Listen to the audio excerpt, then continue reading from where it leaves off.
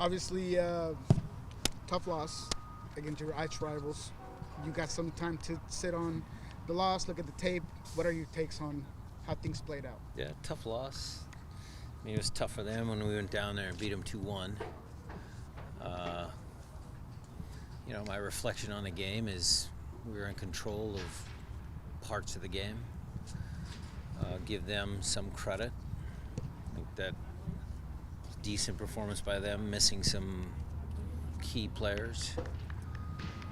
Not happy that we gave up another, in my opinion, a bad goal. Start from the back, you start from the front. I mean, Nuhu going in with his left, it's not how you defend, show him wide. Josh's awareness of Evander, we said it before the game, we said it at halftime. Alex could have fouled Chara on the little play where he dinked it over his head, just foul him. Jordan didn't back press, let him run right by him. De La Vega trying to do a little too much. It's just one of those plays that you just wish you had a do-over. And then on the flip side, we had some okay chances. Again, I thought our set pieces were okay. I mean, De La Vega, just a little more awareness, maybe just, running forward instead of standing. Jordan had a clean look on a set piece. I think Albert's deliveries have been good. Danny Leva came in and had some good deliveries. Appreciated that. He came in and was good. I think our best chance was when Georgie kind of was fighting to get through things. He lays it back to Raul. Raul doesn't strike it clean. Normally Raul's striking that to far post, but it drops to Jordan, and it's a tap in, but their defender somehow gets a leg in there without fouling Jordan. So, frustrating game. On the defensive end, what was your take on how much you were able to limit them, as much as maybe Timbers was a little bit more cautious or didn't push their right backs as much as they typically do? Did you get any sense of that from Neville? No. I think they were at home coming out to play. I don't know how much the loss of two significant attacking players played into their tactics, but they were going to try and come out after us.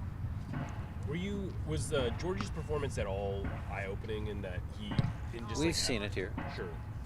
He seemed very effective at what he was doing, though. Yeah. I mean, later stages of that game, the way that game played out, and they were just defending deep and dropping and stuff like that, it was tailor-made for his skill set. So the kid performed very well. Gotta give him kudos. And it's just unfortunate we couldn't, take one of those good moments and get something out of it. Ryan, you're at the business end of this whole thing. How do you balance needing results? You've got some players that came on and showed flashes that they can make a difference, and then trying to find. So how do you get your best 11, 13 here?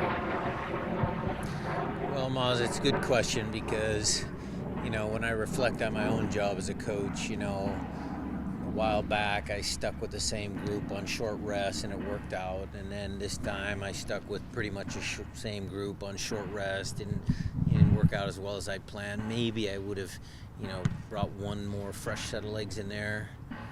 Bed was more kind of injury related. He had some little quad issues. JP was rest. Have faith in Josh. De La Vega, was he cooked at halftime? Could I have subbed him at halftime? Yes. Would I have brought Raul on? Yes.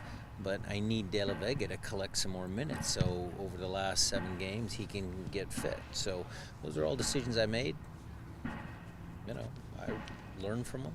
I thought it was okay.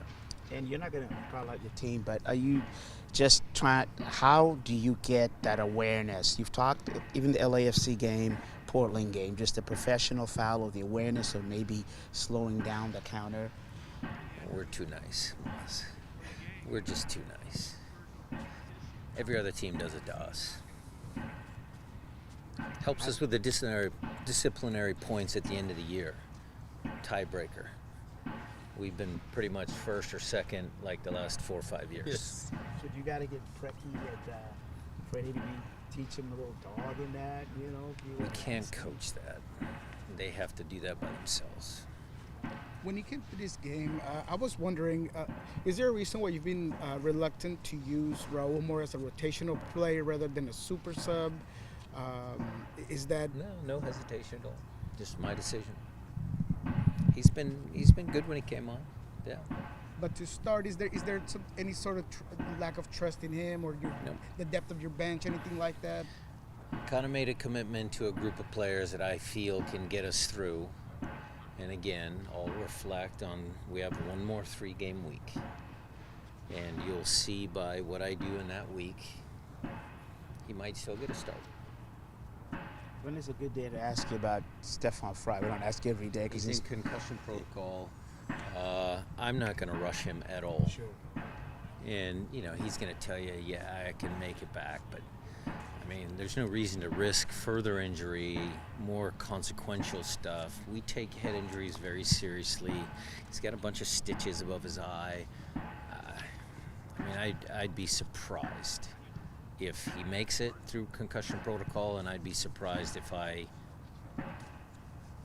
made a decision to keep him in again. I won't ask you no more. Another player I wanted to ask you about was Leo. You mentioned some sort of injury, but we didn't feel like he got In injured. training, the day before, he pulled himself out of our little warm-up, went back in.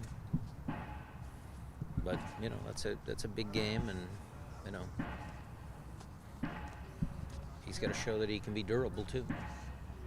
But is it trending into the point where maybe it's a coach's decision, with Georgie's acquisition? Is there anything beyond just physical? But We maybe can't have 3 wingers on the bench, if that's what you're asking. Leo Chu has to fight it out with all the rest of the good players that we have on the squad. How would you assess your general feelings on how De La Vega's progress is moving He's along? getting there. Look, yeah, I'm going to have some conversations with him. You saw the kid's quality. Does he try and do a little bit too much maybe at times because he feels like he has to, help the team? He's been sitting for so long. Yeah, I think that's natural. I think that's, human nature. But he's got good feet, good technical ability. That little give and go combination, Alex, Albert, Josh, Pedro, he does everything right. And then he kicks the ball as hard as he can. A guy blocks it, but, he can maybe hit it in the near post, It's good play. He's going to help us. Is his fitness, you mentioned that you thought his legs were maybe spent at halftime. And we needed to push him, yes. Right. And so would you say, I don't know, how would you deem your satisfaction with just his fitness level? Well, how many games has he started recently? So he's building fitness. Uh-huh. So that was a pretty intense game. So let's see, he gets another full week of training, and then we'll see what happens against Columbus. Columbus, obviously, arguably the best team in MLS. Yeah. Thoughts on facing them? They have some absences, as you do, for international duty. Yeah. Well, they're missing 5 guys by my report, and, we'll see what they bring. Obviously, Wilfred's done a great job. They're the new kids on the block. We used to be there. We'll get back there. But they're a good team. Solid squad. Like the way they play. What are your thoughts on Obed getting a call-up? Love it. He We made a heard change. we heard that he was training in with the full team today, not just the 23s. So we're keeping a close eye on it, but it's good for Obed.